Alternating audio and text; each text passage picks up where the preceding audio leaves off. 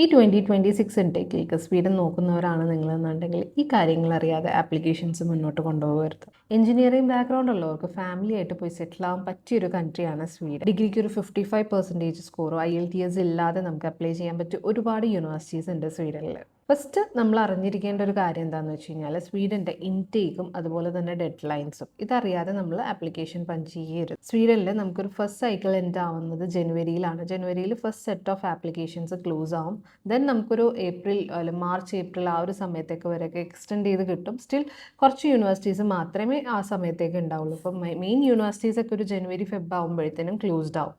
So അത് നിങ്ങൾ മൈൻഡിൽ വെക്കുക, എന്നിട്ട് ആപ്ലിക്കേഷൻസ് പഞ്ച് ചെയ്യുക. ഞാൻ ഈ ഇൻടേക്കും ആപ്ലിക്കേഷൻ ഡെഡ് ലൈൻസ് ഒക്കെ എടുത്ത് പറയാൻ കാരണം എന്താണെന്ന് വെച്ച് കഴിഞ്ഞാൽ പലരുടെയും വിചാരം സ്വീഡൻ ഭയങ്കര ഡിഫിക്കൽട്ടാണെന്നുള്ളതാണ് പ്രൊസീജിയേഴ്സൊക്കെ. ബട്ട് വളരെ ഈസി ആയിട്ടുള്ള പ്രൊസീജിയേഴ്സാണ്. ഈ ആപ്ലിക്കേഷൻ ഡെഡ് ലൈൻസ് ഒക്കെ ഒന്ന് ശ്രദ്ധിച്ചു കഴിഞ്ഞ് കഴിഞ്ഞാൽ നമുക്ക് ഈസി ആയിട്ട് വിസ കിട്ടും.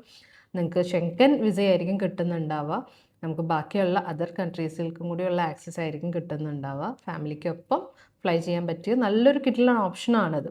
എഞ്ചിനീയറിംഗ് ബാക്ക്ഗ്രൗണ്ടിലുള്ളവർ ആരും ഇത് മിസ്സാക്കരുത്. കാരണം അവർക്ക് പറ്റിയ ബെസ്റ്റ് ഒരു ഓപ്ഷനാണ് സ്വീഡൻ എന്നുള്ളത്. ഫാമിലിക്കൊപ്പം പോയി സെറ്റിൽ ആവാൻ പറ്റിയ ഓപ്ഷനാണ്. ഒരുപാട് MNCs ഉള്ള കൺട്രി കൂടിയാണ്. സോ സ്വീഡനെ കുറിച്ച് കൂടുതൽ ഡീറ്റെയിൽസ് അറിയാനും ആപ്ലിക്കേഷൻസ് പഞ്ച് ചെയ്യാനൊക്കെ ആയിട്ട് ഈ താഴെ കാണുന്ന നമ്പറിൽ കോൺടാക്ട് ചെയ്താൽ മതി. Okay, thank you.